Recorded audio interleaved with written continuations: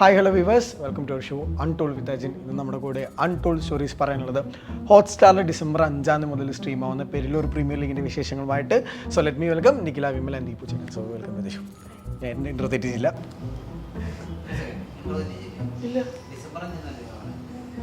ഓയ്യോ,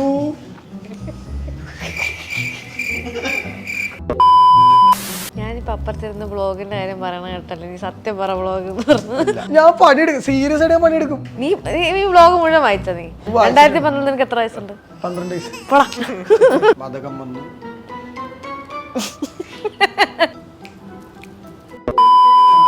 ചില കാര്യങ്ങൾ പറയും, സർക്കാസ്റ്റിക് ആയിട്ടാണ് ഞാൻ സംസാരിക്കുക. അപ്പൊ അതില് അറിയിരിക്കുമല്ലോ. ഇപ്പോഴും എന്റെ ക്ഷീണം മാറി. What is your name? Deepu Pradeep. ഇവിടെ എന്തിനാ വന്നേക്കണേ? വെറുതെ ചില്ല് ചെയ്യാൻ, ഫുഡൊക്കെ കഴിക്കാൻ. ഇവർക്ക് ഇത്രയും ബുദ്ധിയില്ലേ? ഇത്രയും വിവരമില്ലാത്ത നായകന്മാരാണോ മലയാള സിനിമയിലുള്ളത്? ഞങ്ങൾ അങ്ങനെ ചെയ്യും. എന്തൊരു ലാഗാടാ, വെറും ലാഗ്, കൊടും ലാഗ്. ഇത് പാളിയതായിട്ട് കണക്കാക്കാൻ പറ്റും ഈ സെഗ്മെന്റ്? എവിടെന്നോ ചൂണ്ടിയതാ. ഭയങ്കര ട്രെൻഡിങ് ഇപ്പോ. അതാ പറഞ്ഞ ചൂണ്ടിയതാ, നിന്റെ സ്വന്തം ഒന്നല്ലല്ലോ. പറ്റണതൊക്കെ മണ്ടത്തരാ. ഇപ്പൊ ഒരു 10 മിനിറ്റ് മുന്നേ പറ്റിയതാണ് ഇവിടെ വന്നിരുന്നത്. ഞാൻ എവിടെ പരിപാടി അവതരിപ്പിച്ചാലും നേട്ടുണ്ടോ? ആ കൂട്ടത്തിലൊരാളാണ് ഞാൻ. 19 വയസ്സ് വരെ ഞാൻ എല്ലാവരും ഒരാഴ്ച മുന്നേ ഞാൻ തന്നെ വിളിക്കും. എന്റെ ബർത്ത്ഡേ ആണ് 9-ാം തീയതി, എല്ലാവരും എന്നെ വിളിക്കണം. ബർത്ത്ഡേ അല്ലേ, എന്നാ ട്രീറ്റ് എന്നൊക്കെ ചോദിക്കും. ഓ പണ്ടാൻ ഇവർക്കൊക്കെ അറിഞ്ഞ എന്റെ ബർത്ത്ഡേ ആണെന്ന് എനിക്ക് തോന്നാൻ തുടങ്ങി. Hi hello viewers, so welcome to our show untold with Ajin. ഇന്ന് നമ്മുടെ കൂടെ അൺടോൾഡ് സ്റ്റോറീസ് പറയാനുള്ളത് January 5 മുതൽ ഹോട്ട്സ്റ്റാറിൽ സ്ട്രീം ആവുന്ന പെരിലൂർ പ്രീമിയർ ലീഗിൻ്റെ വിശേഷങ്ങളുമായിട്ട്. So let me welcome Nikhila, Vimal and Deepu. So both of you welcome to the show. Thank you. So ഈ പറഞ്ഞ ഞാൻ ഈ ചേട്ടൻ്റെ ബ്ലോഗൊക്കെ വായിക്കാറുണ്ട്. അപ്പോൾ അതിലൊരു എക്സെൻട്രിസിറ്റി ഉണ്ടല്ലോ, ഈ കഥകളുടെ ഒരു പേരും അല്ലെങ്കിൽ ഈ കഥാപാത്രങ്ങളൊക്കെ, അത് ലാംഗ്വേജ് ഒക്കെ ഭയങ്കര ഔട്ട് ഓഫ് ബോക്സ് ആണ്, നമ്മൾ പറയുന്ന ടൈപ്പ് ഓഫ് ലാംഗ്വേജ്. സോ അത് ഈ എഴുതുമ്പോൾ ശരിക്കും എങ്ങനെയാണ് അത് വർക്കായി വരുന്ന ഒരു പരിപാടി? അങ്ങനെ നോക്കാറില്ല. എനിക്ക് മനസ്സിൽ റാൻഡംലി തോന്നുന്ന സാധനങ്ങൾ നോട്ട് ചെയ്ത് പോകാറുണ്ട് എന്നുള്ളതാണ്. പിന്നെ ഈ പണ്ടൊക്കെ നമുക്കത് കൃത്യമായിട്ട് അറിയാം. ബ്ലോഗിനൊക്കെ അത്യാവശ്യം അതൊരു ഇപ്പൊ ഈ യൂട്യൂബൊക്കെ വരുന്നതിന് മുമ്പ് ബ്ലോഗിന് അത്യാവശ്യം റീഡേഴ്സ് ഒക്കെ ഉണ്ടാകുന്ന സമയത്ത് കമന്റ്സിൽ വരും, നമ്മൾ പറയുന്ന വൺലൈനേഴ്സും ഡയലോഗ്സ് ഒക്കെ കോട്ട് ചെയ്തിട്ട് താഴെ പറയും. ഇപ്പൊ അതില്ല. അപ്പൊ നമുക്ക് എന്നാലും ചിലപ്പോൾ ചിലതൊക്കെ അത് വർക്കാവാറുണ്ട് പൊതുവെ. അങ്ങനെ അതുകൊണ്ട് പിടിച്ചു നിൽക്കുന്നു ഫീൽഡിൽ. സോ നിഖില വിമലിനെ ഈ ഒരു വെബ് സീരീസിലേക്ക് അട്രാക്ട് ചെയ്തൊരു എക്സ് ഫാക്ടർ എന്താണ്? ഞാനിപ്പോ അപ്പുറത്തിരുന്ന് ബ്ലോഗിന്റെ കാര്യം പറയണ കേട്ടല്ലേ, നീ സത്യം പറ വ്ളോഗ് പറഞ്ഞു. ഞാൻ പണിയെടുക്കും, സീരിയസ് ആയിട്ട് പണിയെടുക്കും. നീ വ്ളോഗ് മുഴുവൻ വായിച്ച? നീ ഏത് ഈ ദീപചാരന്റെ വ്ളോഗ് ഉണ്ടായിരുന്നു? അതൊക്കെ 2012 ചെയ്തേക്കണ വ്ളോഗ്. 2014 നിനക്ക് എത്ര വയസ്സുണ്ട്? 12 വയസ്സ്. അതെ, അതന്നെ വ്ളോഗാണ്. വ്ളോഗ് ഞാൻ വായിക്കാറുണ്ട്. അപ്പം എനിക്ക് അതിനകത്ത് ക്യാരക്ടേഴ്സിനെയൊക്കെ വായിക്കാൻ ഭയങ്കര ഇഷ്ടമാണ്. അപ്പം അത് ദീപചാട്ടൻ ഈ എൻ്റെ അടുത്ത് കഥ പറയുമ്പോഴും ഈ പറയുന്ന ക്യാരക്ടേഴ്സിനൊക്കെ നമ്മളൊരു സീരീസിലേക്ക് പ്ലേസ് ചെയ്യുന്നു എന്നാണ് പറഞ്ഞത്. അപ്പം നമ്മൾ കഥ പറയാൻ വരുമ്പോൾ ഞാൻ ഇന്ന ക്യാരക്ടർ അറിയിക്കണം, ഇന്ന ക്യാരക്ടർ നമ്മൾ വ്ളോഗിൽ വായിച്ചിരിക്കുന്ന ഇപ്പോൾ സൈക്കോ ബാലേന്ദ്രൻ, അലസൻ രാജേഷ്, ഇങ്ങനെ കുറെ ക്യാരക്ടേഴ്സൊക്കെ ഈ ഇതിനകത്തുനിന്ന് വരുന്നതാണ്. അപ്പൊ അതൊക്കെ ആരാ പ്ലേ ചെയ്യണേന്ന് അറിയാനുള്ളൊരു എക്സൈറ്റ്മെന്റ് ഉണ്ടാവുമല്ലോ. അപ്പൊ അങ്ങനെ ഒരു ഇതുണ്ടായിരുന്നു. അപ്പോൾ അത് വായിക്കുമ്പോഴും കുറെ എനിക്ക് നമുക്ക് ഒരു കട്ട് ഓഫ് ആയിപ്പോയ ഒരു പോർഷൻ തന്നെ ഉണ്ട്. ആ പോർഷനൊക്കെ ഭയങ്കര ഇൻട്രസ്റ്റിംഗ് പോർഷനാണ്. അപ്പം അത് വായിക്കുമ്പോൾ ഭയങ്കര രസമുണ്ടായിരുന്നു. അപ്പം ഓക്കെ, ഞാനും അങ്ങനെ ഹ്യൂമർ പരിപാടികൾ ചെയ്തിട്ടുള്ളത് ഭയങ്കര കുറവാണ്. അപ്പം എനിക്ക് അങ്ങനെ ഒരു ഇപ്പോൾ സെക്കൻഡ് സീരീസ് അല്ലേ, മതകം വന്നു, മത്തകം വന്നു. സോ അത് വലിയ സക്സസ് ആയില്ലേ ശരിക്കും പറഞ്ഞ വെബ് സീരീസ് സർക്കിളുകളിൽ? കണ്ടിരുന്നോ? ഇല്ല, അത് കണ്ടിട്ടില്ല. അല്ല, നിങ്ങൾ ഫസ്റ്റ് മീറ്റ് ചെയ്യുന്ന എങ്ങനെ? പ്രീസ്റ്റിന്റെ കഥ പറയാൻ കഥ പറയാൻ പോയിട്ടില്ല, അതിന്റെ ലൊക്കേഷനിലാണ് മീറ്റ് ചെയ്യുന്നത്. ഞാൻ ദീപചേട്ടന്റെ 3 സ്ക്രിപ്റ്റിൽ ഞാൻ വർക്ക് ചെയ്തിട്ടുണ്ട്. പ്രീസ്റ്റ് ഒന്ന്, ഇതൊന്ന് ഗുരുവായൂരമ്പലനടയിൽ എന്നുള്ളത്. അപ്പം എനിക്കിങ്ങനെ ഞാൻ ദീപചേട്ടൻ്റെ കഥകൾ വായിക്കാനും ദീപചേട്ടൻ എനിക്ക് നമ്മൾ യൂഷ്വലി അതിന് മുന്നേ പ്രീസ്റ്റ് ഒക്കെ കഴിഞ്ഞ് കാണുന്ന സമയത്തും ദീപു ചേട്ടനാണെങ്കിലും ശരത് ബാലൻ എന്ന് പറഞ്ഞിട്ടൊരു റൈറ്ററുണ്ട്, ശരത് ചേട്ടനും ഇരുന്നിട്ട് ഇവരിങ്ങനെ പറയുന്ന അങ്ങോട്ടും ഇങ്ങോട്ടും പറയുന്ന കഥകളിൽ തന്നെ ഇവരുടെ തന്നെ ബന്ധുക്കളുടെ കഥകളൊക്കെ ഉണ്ടാവും. അപ്പം അതൊക്കെ കേട്ടിങ്ങനെ എനിക്ക് ഭയങ്കര ഇഷ്ടമാണ് അങ്ങനത്തെ കഥകൾ കേൾക്കാൻ വേണ്ടിയിട്ട്. അപ്പോൾ അങ്ങനെ കേട്ട് എനിക്ക് ഇവരെ നല്ല പരിചയമുണ്ട്. അപ്പം എനിക്ക് പ്രീസ്റ്റിൻ്റെ സമയത്താണ് ഞാൻ ആദ്യമായിട്ട് ദീപു ചേട്ടനെ കാണുന്നത്. പിന്നെ അത് കഴിഞ്ഞ് ഇങ്ങോട്ട് ഒരു എപ്പോഴും അറിയാം ദീപു ചേട്ടൻ എന്താ ചെയ്യണേ, അല്ലെങ്കിൽ എപ്പോഴും കോണ്ടാക്ട് ഉണ്ടെന്നല്ല, പക്ഷെ എവിടെയെങ്കിലുമൊക്കെ എപ്പോഴും കാണാറും ഇതൊക്കെ ഉണ്ട്. ഈ വെബ് സീരീസ് അല്ല ഡയറക്ടേഴ്സ് മേക്കേഴ്സിന് കിട്ടുന്ന ഒരു സംഭവം ഈ ഡെവലപ്പ് ചെയ്യാൻ അല്ലെങ്കിൽ ക്യാരക്ടേഴ്സ് ഡെവലപ്പ് ചെയ്യാൻ ഭയങ്കര സ്പേസ് കിട്ടാറുണ്ട്. കാരണം ലോങ് എപ്പിസോഡ്സിനുള്ള ഒരു ഇതിൽ. സോ അതെങ്ങനെയായിരിക്കും? കാരണം ഇപ്പൊ പ്രീസ്റ്റിലാണെങ്കിലും അല്ലെങ്കിൽ കുഞ്ഞിരാമായണത്തിലൊക്കെ ആ ഒരു ക്യാരക്ടറിന്റെ സ്പിൻ ഓഫ് വേണമെന്ന് ഇപ്പോഴും പറയണവരുണ്ട്. ഇപ്പൊ കുട്ടൻ അല്ലെങ്കിൽ അങ്ങനത്തെ ഒരു കഥ. സോ ഇതിലേക്ക് എങ്ങനെയാ ആ ഒരു സ്പേസ് ഭയങ്കരമായിട്ട് യൂസ് ചെയ്ത്? ബേസിക്കലി ക്യാരക്ടേഴ്സിനെ ബിൽഡ് ചെയ്യാൻ ഇഷ്ടമാണ്. അങ്ങനെ ഇപ്പോൾ ഫോണിൽ എപ്പോഴാണെങ്കിലും കുറെ ആൾക്കാരുടെ പേരും മറ്റേ ഇതേ പറഞ്ഞ പോലെ എന്തെങ്കിലുമൊക്കെ രസമുള്ള പേരുകളോ അല്ലെങ്കിൽ അവരുടെ ക്യാരക്ടറൈസേഷനോ ഫോണിൽ എപ്പോഴും ഉണ്ടാവും. അത് എവിടെയെങ്കിലൊക്കെ അത് കൊണ്ടുപോയിട്ട് യൂസ് ചെയ്യുക, അങ്ങനെ ഒബ്സർവ് ചെയ്യുമ്പോൾ കിട്ടാറുണ്ട്. അപ്പൊ സീരീസ് ആകുമ്പോൾ കുറച്ചുകൂടെ സ്പേസ് കിട്ടും എക്സ്പ്ലോർ ചെയ്യാൻ വേണ്ടിയിട്ട്, സിനിമേനേക്കാൾ കൂടുതൽ എന്നുള്ളത് ഫീൽ ചെയ്തു അതിന്റെ ഒരു വർക്കിൽ. സോ നമുക്കൊരു ചെറിയ സെഗ്മെന്റ് പോവാം. It's like wrong answers. Wrong answer segment. Wrong answers ഉള്ളി. റോങ് ആൻസർ ആയിരിക്കാൻ പറയണത്. നീ പറയണതോ ഞാൻ പറയണം? ഓക്കെ, രണ്ടുപേരും പറയണം. Okay, what is your name? Deepu Pradeep. ഇവിടെ എന്തിനാ വന്നേക്കണേ? വെറുതെ ചില്ല് ചെയ്യാൻ, ഫുഡൊക്കെ കഴിക്കാൻ. ആദ്യമായിട്ട് കണ്ട വെബ് സീരീസ് ഏതാ? കണ്ടിട്ടില്ല. Favourite footballer? ഇത് നീ റോങ് ആൻസർ ആണെന്നുള്ളത് ആദ്യം ഇവർ കട്ട് ചെയ്ത് അങ്ങോട്ട് കളയും. എന്നിട്ട് ഇത് വരുമ്പോൾ എന്നിട്ട് ഇവർ ഇതിടും. അപ്പോൾ ഫേവറേറ്റ് ഫുട്ബോളർ എന്ന് പറയുമ്പോൾ ഞാൻ വേറൊരാളുടെ പേര് പറയും. എന്നിട്ട് ഇത് കണ്ടന്റ് ആയിട്ട് വരും. എന്നിട്ട് ഇതിൻ്റെ അടിയിൽ ആൾക്കാർ പറയും ഇവർക്ക് ഇത്രയും ബുദ്ധിയില്ലേ, ഇത്രയും വിവരമില്ലാത്ത നായകന്മാരാണോ മലയാള സിനിമയിലുള്ളത്. നീയൊക്കെ ഇതേ ചെയ്യുള്ളൂ. ചെയ്യൂല. ഇത് റോങ് ആൻസർ സെഗ്മെന്റ് ആണ്. Okay, so wrong answer for favourite footballer? Praveen Chandran. ആലോചിക്കാൻ അത്ര സമയം കൊടുത്തിട്ടോ. വിശ്വനാഥനാണ്. Favourite actor? Wrong answer for favourite actor? Sachin Tendulkar. ഞാൻ വിശ്വനാഥനാണെന്ന് പറഞ്ഞോണ്ടല്ലേ. അജിൻ പറയാം, എനിക്ക് പേരറിയാത്തോണ്ടാണ്, അല്ലെങ്കിൽ ഞാൻ ആദ്യം പറഞ്ഞത്. നാളെ സൂപ്പർ സ്റ്റാർ ആയാലോ? അന്നും അപ്പൊ റൈറ്റ് ആൻസറിൽ ഞങ്ങൾ ഇത് തന്നെ പറയും. Favourite movie of recent times? ഇത് പറഞ്ഞൂടെ? പെരല്ലൂർ പ്രീമിയർ ലീഗ് പറഞ്ഞൂടെ? പറയില്ല. അത് അപ്പൊ അതിനർത്ഥം ഫേവറേറ്റ് അല്ലാന്ന് വരുമല്ലോ.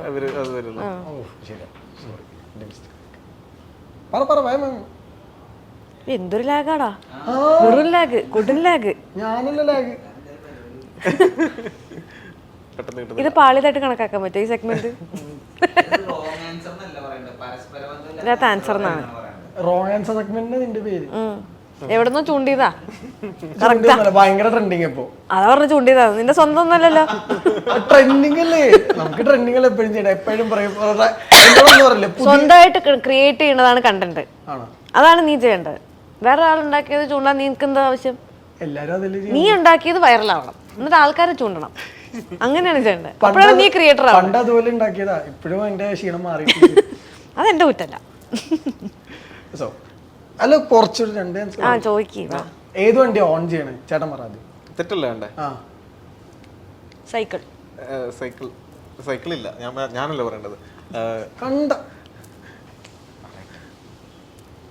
ടാറ്റ 407. ഏത് വണ്ടി ഓൺ ചെയ്യണം? സൈക്കിൾ. പറഞ്ഞേ. റീസെന്റ് ആയിട്ട് തിയേറ്ററിൽ പോയി കണ്ട സിനിമ? കാതൽ. റോങ് ആൻസർ കേട്ടോ. കണ്ടിട്ടില്ല. സിഐഡി നസീർ. കണ്ട, അവിടെ ബ്രില്യന്റ് ആൻസേഴ്സ് ഉണ്ടായി. ഞാൻ കണ്ടിട്ടില്ല. ബ്രില്യന്റ് ആൻസേഴ്സ് ഉണ്ട് അവിടെ. കുറച്ച് വെയിറ്റ് ചെയ്താണെങ്കിൽ ചേട്ടൻ ട്രാക്കിലെത്തി.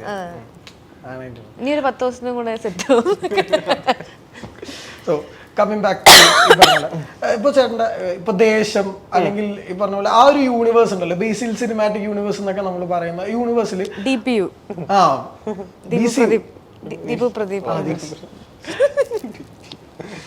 സോ എങ്ങനെ ശരിക്കും ക്യാരക്ടേഴ്സ് ഡെവലപ്പ് ചെയ്യാൻ ഇഷ്ടമാണെന്നോ? ഇപ്പോഴും ഈ പറഞ്ഞ പോലെ ധ്യാൻ ചേട്ടൻ എപ്പോഴും ഇന്റർവ്യൂവിൽ പറയാറുണ്ട്, എനിക്ക് അത്രയും നാളും അർജുൻ റെഡ്ഡി ഇമേജ് ആയിരുന്നു അത് കഴിഞ്ഞപ്പോ എന്നെ എല്ലാരും കൂടെ പൊട്ടനാക്കി എന്ന് പറയുന്ന സംഭവം ഉണ്ടായിരുന്നു. ശരിക്കും അങ്ങനത്തെ ഒരു ക്യാരക്ടറൈസേഷൻ ശരിക്കും വേറെ ചേട്ടനല്ലേ പറഞ്ഞു. ബേസിക്കലി അങ്ങനെ ഹീറോയിസ് ഇല്ലാത്ത ക്യാരക്ടേഴ്സിനാണ് എനിക്കിഷ്ടം. അങ്ങനെ ഉള്ള മണ്ടനായിട്ടുള്ള, പ്രത്യേകിച്ച് മറ്റേ റെസ്പോൺസിബിൾ എടുത്ത് ഭയങ്കര ഹീറോയിക് എലമെന്റ്സ് ഇല്ലാത്തവരാണ് ക്രിയേറ്റ് ചെയ്യാറുള്ളത്. അപ്പോൾ ബ്ലോഗിലാണെങ്കിലും സിനിമയിലാണെങ്കിലും അങ്ങനത്തെ ഓട്ടോമാറ്റിക് മാറ്റിയെടുക്കണം. നമ്മൾ ഒരേ ആക്ച്വലി ഇങ്ങനെ വാർത്ത പോയ ശരിയാവില്ലല്ലോ. അപ്പോൾ അങ്ങനെ അത് ചെയ്യാറുണ്ട്. അപ്പോൾ അങ്ങനെയുള്ള ആൾക്കാർ അല്ല, പക്ഷെ അങ്ങനെ എന്താന്ന് വെച്ചാൽ അങ്ങനെയുള്ള ആൾക്കാർ ഇഷ്ടം പോലെ ഉണ്ട്. അല്ലെങ്കിൽ ചിലപ്പോൾ നമ്മൾ ഈ കാണുന്ന ഭയങ്കര മറ്റേ നമ്മൾ ആരാധിക്കുന്ന ക്യാരക്ടേഴ്സിന്റെ റിയൽ ലൈഫിൽ അവരുടെ ഉള്ളിലൊക്കെ ചിലപ്പോൾ ഇങ്ങനത്തെ മണ്ടത്തരവും അവർക്ക് പറ്റുന്ന അമളികളൊക്കെ മറ്റുള്ളവരെക്കാൾ ഭീകരമായിരിക്കും. അപ്പോൾ അങ്ങനെ ഒരു എലമെന്റ് എല്ലാവർക്കും ഇഷ്ടമാണ് കാണാനും. നമുക്ക് നമ്മൾ ഏറ്റവും കൂടുതൽ പറയുന്നതും അങ്ങനെയാണെങ്കിലും ഇപ്പൊ നമ്മളുടെ വീരവാദങ്ങൾ പറയുന്നതിനെക്കാട്ടിലും കൂടുതൽ നമ്മുടെ ജീവിതത്തിൽ സംഭവിച്ച മണ്ടത്തരങ്ങളാണല്ലോ നമ്മൾ കൂടുതൽ ഷെയർ ചെയ്യുക. അതല്ലേ നമുക്ക് കുറച്ചുകൂടെ റീച്ച് കിട്ടുക. അതും ഈ പറയുന്ന പോലെ വളരെ സീരിയസ് ആയിട്ടുള്ള ആൾക്കാർക്കൊക്കെ മണ്ടത്തരം സംഭവിക്കുക എന്ന് പറയുന്നതും ഭയങ്കര, പക്ഷെ ഇവർക്കൊക്കെ മണ്ടത്തരം പറ്റുമോ എന്നൊക്കെ നമുക്ക് തോന്നുന്ന പോലത്തെ കുറെ കാര്യങ്ങൾ ഉണ്ടാവല്ലോ. അതൊക്കെ നമ്മളെ എക്സൈറ്റ് ചെയ്യിപ്പിക്കുന്ന ഫാക്ടറാണല്ലോ. ഒരു റീസെന്റ് ആയിട്ട് പറ്റുമോ അങ്ങനെ മണ്ടത്തരം? എനിക്കൊക്കെ പറ്റുന്നതൊക്കെ മണ്ടത്തര. ഇപ്പൊ ഒരു 10 മിനിറ്റ് മുന്നേ പറ്റിയതാണ് ഇവിടെ വന്നിരുന്നത്. ആടാ എനിക്ക് ദിവസം പറ്റണത് മണ്ടത്തര സത്യമായിട്ടും. ഞാൻ എവിടെ പരിപാടി അവതരിപ്പിച്ചാലും നേട്ടുണ്ടോ ആ കൂട്ടത്തിലൊരാളാണ് ഞാൻ. എങ്ങനെയായാലും ഒരു ദിവസം ഒരു മണ്ടത്തരെങ്കിലും എനിക്ക് പറ്റും. എന്തെങ്കിലുമൊക്കെ പറ്റും. ചിലപ്പോൾ പറയണ സാധനങ്ങൾ മണ്ടത്തരായിപ്പോവും, ചില നിൽക്കണ മാർക്കുകൾ മാറിപ്പോവും, അതിന്റെ പേരിൽ ഒരു സീൻ തന്നെ ചിലപ്പോൾ റീഷൂട്ട് ചെയ്യേണ്ടി വരും. അങ്ങനെയൊക്കെ പറ്റാറുണ്ട്. മണ്ടത്തരം ഇഷ്ടം. അല്ല, അപ്പൊ ഇത് പറഞ്ഞോണ്ട് ചോദിച്ചാൽ അപ്പൊ നമ്മള് ഒരു ഇന്റൻഷനോട് പറയുന്ന കാര്യങ്ങളല്ലാണ്ട് അത് വേറെ രീതിയിലേക്ക്, അത് മണ്ടത്തരല്ലോ. അത് ഞാൻ പറയുന്ന കാര്യങ്ങളല്ല, അത് മണ്ടത്തരല്ല. അതിനിപ്പോൾ എനിക്കൊന്നും ചെയ്യാൻ പറ്റില്ലല്ലോ. ആൾക്കാർ ബിസിനസ് ചെയ്യുന്നതിന് എനിക്ക് ഓരോരുത്തരടുത്ത് പോയിരുന്നിട്ട് അങ്ങനെയല്ല ഞാൻ പറഞ്ഞതെന്ന് എനിക്ക് പറയാനുള്ള ഇതില്ല. ഒന്ന് നമ്മൾ ഒരു ഇന്റർവ്യൂവിൽ പറയുന്ന കാര്യം എന്ന് പറഞ്ഞാൽ ആ സമയത്തേക്ക് ആ ഒരു ഇതിൽ മാത്രമേ നമ്മൾ സംസാരിക്കുന്നതായിരിക്കും. അത് നമ്മൾ എലാബറേറ്റ് ചെയ്ത് സംസാരിക്കുന്നില്ല. നമ്മൾ എന്താണ് ചിന്തിക്കണേന്നുള്ളത് നമ്മൾ പറയുന്നില്ല. നമ്മൾ ആ ഒരു മൊമെന്റിൽ ആ ഒരു ക്വസ്റ്റ്യനുള്ള ആൻസർ എന്ന് പറയാൻ അത്രയും മതിയായിരിക്കും. അതിനപ്പുറത്തേക്ക് നമുക്ക് ആ വിഷയത്തിനെ പറ്റിയുള്ള കാഴ്ചപ്പാട് എന്ന് പറയുന്നത് ചിലപ്പോൾ അതായിരിക്കില്ല. അപ്പം നിങ്ങൾക്ക് ഈ പറഞ്ഞ നിങ്ങളുടെ കണ്ടന്റ് എന്ന് പറയുമ്പോൾ നിങ്ങൾക്ക് അത്രേ ഉണ്ടാവുള്ളൂ. അപ്പോൾ അതിനെ എലാബറേറ്റ് ചെയ്ത് ആൾക്കാർ അതിന് ഓരോ പെർസെപ്ഷൻ കണ്ട് സംസാരിക്കുന്നതിന് എനിക്കൊന്നും ചെയ്യാൻ പറ്റില്ല. കാരണം നമ്മൾ അതിനെപ്പറ്റി അത്രയും എലാബറേറ്റ് ചെയ്ത് സംസാരിച്ചിട്ടില്ല. നമ്മൾക്ക് അതിനോടുള്ള വിഷൻ എന്താണെന്ന് ആൾക്കാർക്ക് അറിയില്ല. അപ്പം അതിനെപ്പറ്റി ആൾക്കാർ ചർച്ച ചെയ്യുന്നതിനോട് നമുക്ക് റെസ്പോണ്ട് ചെയ്യാൻ പറ്റില്ല. കാരണം എങ്ങനെയാണ് നമ്മൾ റെസ്പോണ്ട് ചെയ്യുക? കാരണം അതിന് തിരിച്ചിതുപോലെ പിന്നെ വന്നൊരു ഇന്റർവ്യൂലൊക്കെ വന്നിരുന്നു ഞാൻ അതിനെപ്പറ്റി എലാബറേറ്റ് ചെയ്ത് സംസാരിക്കണം. എൻ്റെ ജോലി അതല്ല. നമ്മൾ പ്രൊമോഷൻ ഭാഗമായിട്ട് നിങ്ങൾ ചോദിക്കുന്ന ചോദ്യങ്ങൾക്ക് നമ്മൾ ഉത്തരം തരുന്നതല്ലേ. അപ്പം പറയുന്ന കാര്യങ്ങൾ അത്രയേ ഉള്ളൂ. അതിനുശേഷം അതിനെ പറ്റിയിട്ട് ആ ഒരു സബ്ജക്റ്റിനെ പറ്റി നമ്മളൊരു ചർച്ച നടത്തുകയാണെങ്കിൽ ഓക്കെ. അല്ലാതെ പക്ഷെ നമ്മൾ അതിനെപ്പറ്റി അങ്ങനെ സംസാരിക്കേണ്ട കാര്യം വരുന്നില്ലല്ലോ. ഇപ്പൊ ഈ RDX ഒക്കെ ഇറങ്ങി കഴിഞ്ഞിട്ട് വൈറലായ ഒരു സംഭവം ഉണ്ടായിരുന്നു നഹാസിനെ കുറിച്ചിട്ട്. അന്ന് അസിസ്റ്റന്റ് ആയിട്ട് നിന്ന് കുഞ്ഞാമത്തിലൊക്കെ അസിസ്റ്റന്റ് ആയിരുന്ന അവരില് പുള്ളിയുടെ ഇങ്ങനെ നല്ല ഫ്രണ്ട്ഷിപ്പ് ഉണ്ടോ? ശരിക്കും എനിക്ക് അറിയാം. മറ്റേ ബേസിലിന്റെ അസിസ്റ്റന്റ് ആയിരുന്നല്ലോ, അപ്പൊ എനിക്ക് അറിയാം, ആളെ അറിയാം. പിന്നെ അങ്ങനെ ഫ്രീക്വന്റ് ആയിട്ടുള്ള കോണ്ടാക്റ്റിലുള്ള ആളല്ല, പക്ഷെ എന്നാലും അറിയാം. ഈ ഡയറക്ടർ റൈറ്റർ ഫ്രണ്ട്ഷിപ്പ് എങ്ങനെയാ? ഞാനും പ്രവീണേട്ടനും ആക്ച്വലി വേറൊരു സിനിമയാണ് വർക്ക് ചെയ്തിട്ടുള്ളത്. ഒരു ഫുട്ബോൾ ബേസ്ഡ് സിനിമ വർക്ക് ചെയ്തിട്ടുണ്ടായിരുന്നു. അതിനുള്ളൊരു പ്രോസസ്സ് തന്നെ ഉണ്ടായിരുന്നു. 4-5 വർഷം എടുത്ത്. അതിപ്പോഴും നടന്നിട്ടില്ല.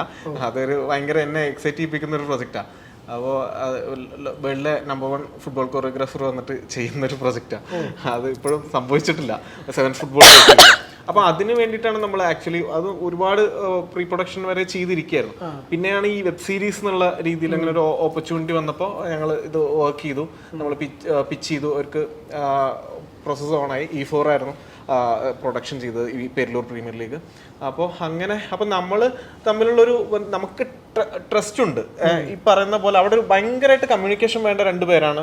പിന്നെ ഷൂട്ട് സമയത്ത് അല്ല, അതിന് മുമ്പാണെങ്കിലും ഏറ്റവും കൂടുതൽ കമ്മ്യൂണിക്കേഷൻ വേണ്ട ആൾക്കാരാണ് ഈ ഡയറക്ടർ, സ്ക്രിപ്റ്റ് റൈറ്റർ. നമ്മൾ പറയുന്ന ഒരു സാധനം അത് ആ സെൻസിൽ എടുത്തിട്ടില്ല എന്നുണ്ടെങ്കിൽ അത് മനസ്സിലാവില്ല. പിന്നെ അങ്ങോട്ട് വേറൊരാളിലേക്ക് എത്തില്ല. അപ്പൊ റൈറ്റർ ഉദ്ദേശിക്കുന്ന സാധനം ഡയറക്ടർ മനസ്സിലാക്കാൻ പറ്റിയില്ലെങ്കിൽ അത് ഓഡിയൻസിന് മനസ്സിലാവില്ല. അപ്പൊ ആ രീതിയിലും നല്ലൊരു കമ്മ്യൂണിക്കേഷൻ വേണ്ട ആൾക്കാരാണ്. അതൊരു അവരുടെ കൂടെ തന്നെ ഒരു ഫ്രണ്ട്ഷിപ്പ് ആണെങ്കിലും ഉണ്ടാവും. പിന്നെ അത് മാത്രമല്ല, ഇപ്പം നമ്മൾ പിന്നെ അതിന്റെ ഇടയിൽ ഇപ്പോൾ ഒരാൾ കറക്ഷൻ പറയാണ്, അത് ഫ്രണ്ട്ഷിപ്പിനെ ബാധിക്കാൻ പാടില്ല, നമ്മളത് ആക്സെപ്റ്റ് ചെയ്യണം. ഒരു ഡയറക്ടർ ഒരു കറക്ഷൻ പറയുമ്പോൾ അത് നമ്മളെ അക്സെപ്റ്റ് ചെയ്യുക. അല്ലെങ്കിൽ നമുക്ക് തർക്കിക്കാവുന്ന സാധനങ്ങൾ നമുക്ക് തർക്കിക്കാം, പക്ഷെ കറക്ഷൻ പറഞ്ഞിട്ട് അതിന്റെ പുറത്ത് ഈഗോ അടിച്ചിട്ട് മാറിയിരുന്നു കഴിഞ്ഞാൽ അവിടെ സംഭവിക്കാതിരിക്കുന്നത് രണ്ടുപേർക്കും നഷ്ടമാണ്, ആ സിനിമയ്ക്കും നഷ്ടമാണ്. അപ്പോൾ അങ്ങനെ ഹെൽത്തി ആയിട്ടുള്ള റിലേഷൻഷിപ്പ് സിനിമയിൽ ഉണ്ടാവുമ്പോൾ നല്ല സിനിമകൾ എന്തായാലും സംഭവിക്കും. ഇപ്പൊ ഈ വിജയരാഘവൻ സാറായിട്ട് മുമ്പും അരവിന്ദന്റെ അതിഥികളിൽ ഭയങ്കര ഒരു കോമഡി, നിങ്ങൾ ഭയങ്കര കോമഡി സീൻസ് ഇല്ലെങ്കിലും പക്ഷെ ആ ഒരു പ്രസൻസ് ഭയങ്കര അടിപൊളിയായിരുന്നു പുള്ളി. ഇതിലേക്ക് എങ്ങനെയാ നിങ്ങൾ? എനിക്ക് ഏറ്റവും കൂടുതൽ കോമ്പിനേഷൻ കുട്ടേട്ടനുമായിട്ടാണ്.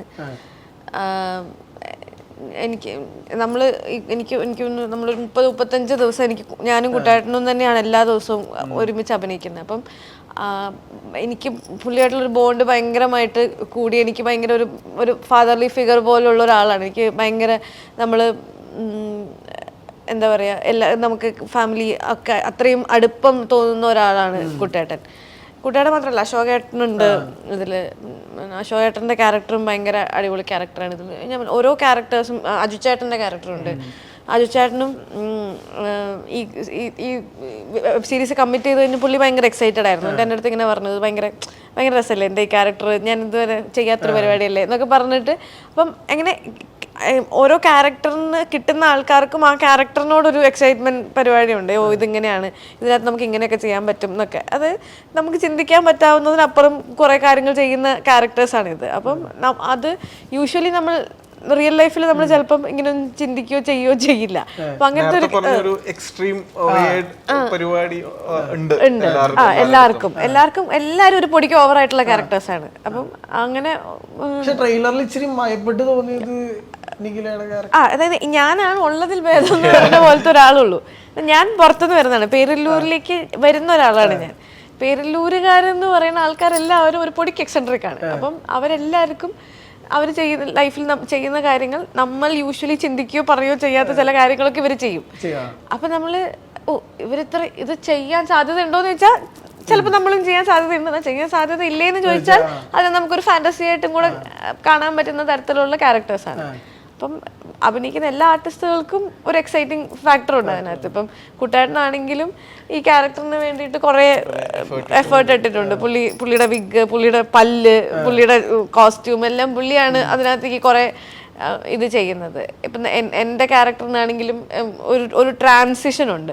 അപ്പം ആ ട്രാൻസിഷന് വേണ്ടിയിട്ട് നമ്മൾ ഹെയർ സ്റ്റൈലിൽ കുറേ സാധനങ്ങൾ പിടിക്കുക, അങ്ങനെ കുറേ സാധനങ്ങളൊക്കെ നമ്മൾ ചെയ്തിട്ടുണ്ട്. അപ്പം കുറേ എന്താ പറയുക, എല്ലാവരുടെയും എല്ലാ ക്യാരക്ടേഴ്സിനും ഇങ്ങനെ ഒരു പ്രത്യേകത ഉള്ളതുകൊണ്ട് തന്നെ ആൾക്കാർക്ക് ഇതുവരെ ചെയ്തിട്ടില്ലാത്തതും എന്നാൽ അത് ചെയ്യാൻ ഒരു എക്സൈറ്റിംഗ് ഒരു ഫാക്ടർ ഉണ്ടാക്കുന്നത് റിലേറ്റ് ചെയ്യാൻ പറ്റും. ഇപ്പൊ ഈ ട്രെയിലർ വന്നപ്പോ കുറെ അധികം സീക്വൻസ് ഉണ്ട്. ഒന്ന് ആണ് കാണാനൊരു സീക്വൻസ് ഉണ്ടായിരുന്നു. പിന്നെ നമ്മുടെ ചില ഭാഗത്ത് കണ്ടുവരുന്ന ഒരു സംഭവം ഉണ്ടല്ലോ, മക്കൾ രാഷ്ട്രീയം തുടരുന്ന ഒരു എന്റെ കയ്യിൽ നിന്ന് പവർ വിട്ടുപോകരുത്. അപ്പൊ അങ്ങനെയുള്ള കാര്യങ്ങളൊക്കെ ഡിസ്കസ് ചെയ്യുമ്പോ എങ്ങനെ ശരിക്കും ആ ഒരു അത് കഥയുടെ ഒരു ഇമ്പോർട്ടൻറ്റ് എലമെന്റ് ആണത്. അപ്പോൾ ഇതിനെ ബേസിക്കലി അവിടുത്തെ പേരില്ലൂരുകാരെ നമ്മൾ സ്ക്രീനിൽ എത്തിക്കുകയാണ് ചെയ്തിട്ടുള്ളത്. അപ്പോൾ അത് പ്രവീണേട്ടൻ അതിമനോഹരമായിട്ട് ചെയ്തിട്ടുണ്ട്. അപ്പോൾ ഓരോരുത്തർക്കും വ്യക്തമായിട്ടുള്ള ഐഡന്റിറ്റിയും ഡീറ്റെയിലിങ്ങും കൊടുത്ത്, അപ്പോൾ അത്യാവശ്യം വലിയൊരു സീരീസ് തന്നെയാണിത്. എൻ്റെ ഒരു സ്കെയില് കുറച്ച് വലുതാണ്. അപ്പോൾ ഒരു കവല കാണിക്കുമ്പോൾ കവലയിലുള്ള എല്ലാവരെയും നമ്മൾ ഒരാളെ പോലും നമ്മൾ യൂസ് ചെയ്യാതെ വിടുന്നില്ല, അങ്ങനെ കാണിച്ചിട്ടുണ്ട്.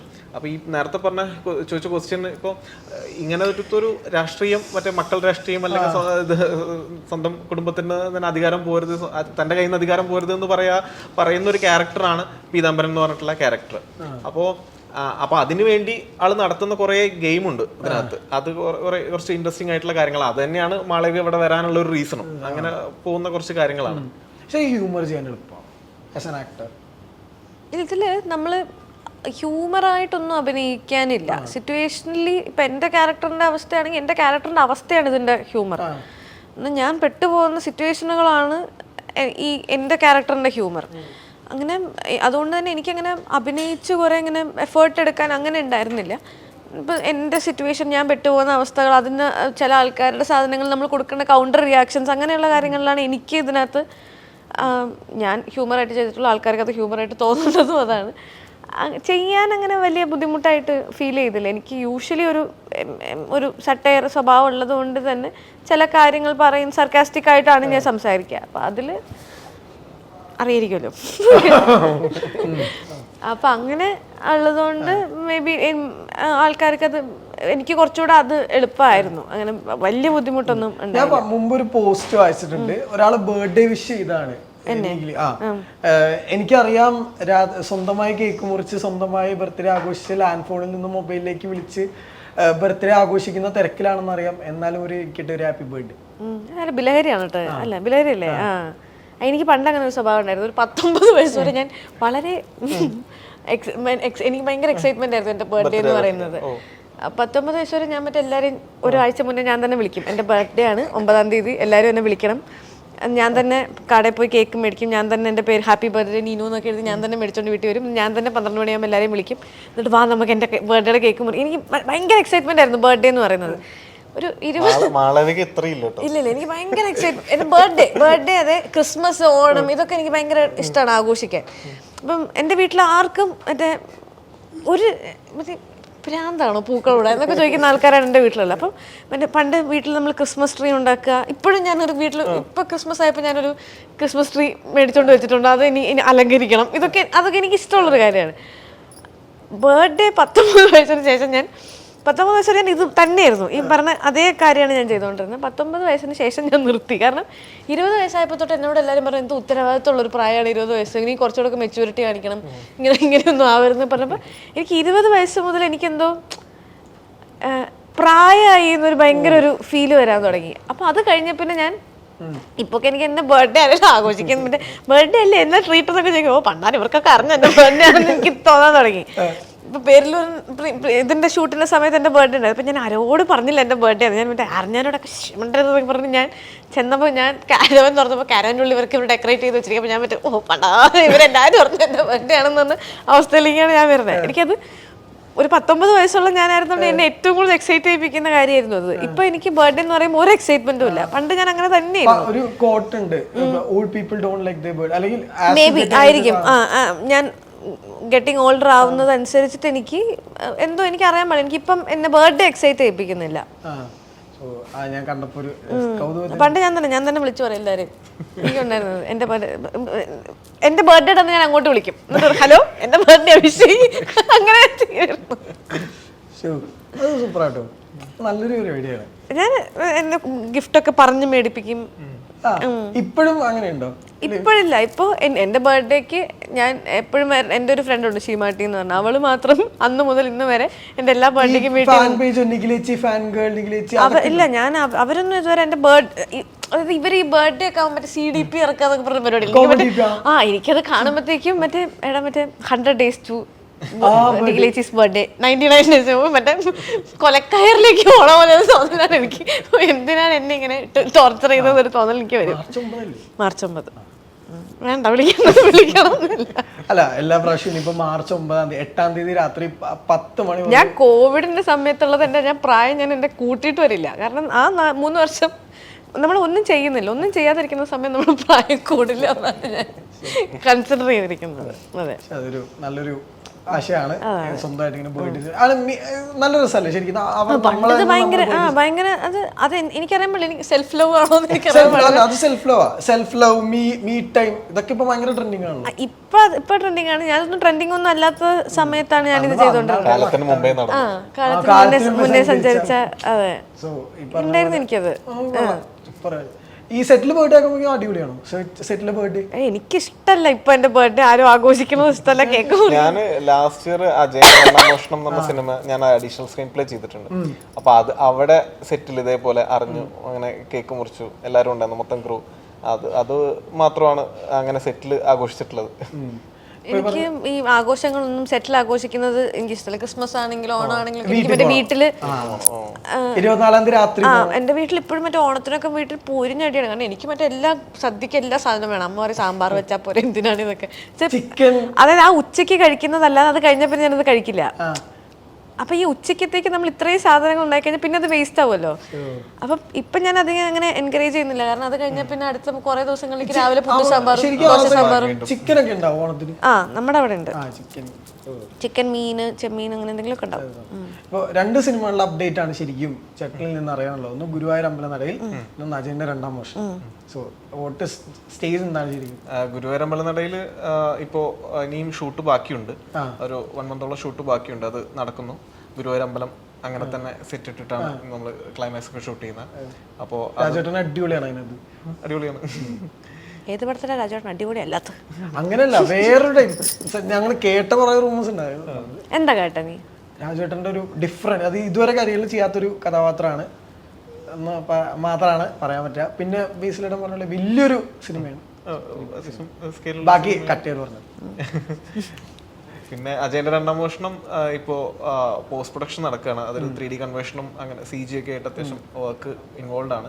അപ്പോൾ രണ്ടും അടുത്ത വർഷം എന്തായാലും റിലീസ് ഉണ്ടാവും. ഈ കരിയറിൽ ചെയ്തിട്ടുള്ളത് ഒരു വ്യത്യാസമുള്ള ഒരു കഥാപാത്രമാണ്. അത് കേട്ടില്ലേ നീ? കേട്ടില്ലേ? വലിയ സ്കെയിൽ അതും കേട്ടില്ലേ? 3 കഥാപാത്രം. അപ്പോൾ പറഞ്ഞ പോലെ ജനുവരി നമുക്ക് തിരിച്ച് പേരിലൂർ പ്രീമിയർ ലീഗ് എന്ന് പറഞ്ഞിട്ട് നീ പോയാ? അല്ലല്ലേ പറയട്ടെ, ഇടയ്ക്ക് കയറല്ലേ. അതായത് ജനുവരി 5-ാം തീയതി സ്ട്രീം ആവുന്ന പേരിലൂർ പ്രീമിയർ ലീഗിന് എല്ലാവിധ ആശംസകളും നേരെയാണ്. കരിയറിൽ വലിയൊരു വിജയം പറഞ്ഞ പോലെ പേരിലൂർ പ്രീമിയർ ലീഗിലൂടെ ഉണ്ടാവാൻ സാധിക്കട്ടെ. ഹോട്ട്സ്റ്റാറിന് ഇതിനു മുമ്പുള്ള സീരീസുകൾ തമിഴിലും മലയാളത്തിലൊക്കെ വിജയിപ്പിച്ച ചരിത്രമുണ്ട്. പേരിലൂർ പ്രീമിയർ ലീഗിനും അത്തരം ഒരു ചരിത്രം പറയാൻ സാധിക്കട്ടെ എന്ന് ആശംസിക്കുന്നു. Thank you for the time being. All the best. Thank you.